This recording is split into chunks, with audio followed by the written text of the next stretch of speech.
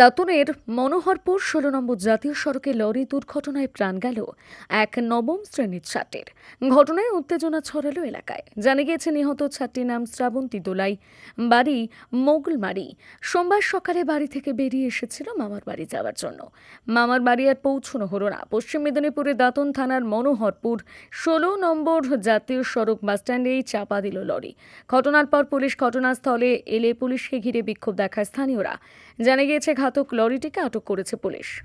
মেয়েটা টিউশনি থেকে গেছিল, রাস্তা পার হয়েছিল, সেই সময় এখান থেকে একটা ট্রাক এখানে টার্নিং নিচ্ছে, কিন্তু এখানে সে যে টার্নিং নিচ্ছে কোনো সিগন্যাল দেখানোর কোনো পরিষেবা নেই, কোনো যাচ্ছে মেয়েটার উপরে একদম চাপিয়ে দিয়েছে। কি গাড়ি? আমরা সাধারণ মানুষ পাবলিক চিৎকার করতে, সিমেন্ট গাড়ি কি বালি গাড়ি সেটা ঠিক বলতে পারছি না, তো আমরা সাধারণ মানুষগুলা চিৎকার করতে ওই গাড়িটা কোনো রকম দাঁড়িয়েছিল। মেয়েটাকে বের করার সঙ্গে সঙ্গে গাড়ি পালিয়ে গেল, কেউ ধরতে পারলো না। সিভিক টিভিক আমরা সবাইকে চিৎকার করছিলাম, ধরতে পারেনি, গাড়ি পালিয়ে গেল। মেয়েটা লিখিতভাবে দিয়ে যান যে এখানে সিভিক কটা থাকবে।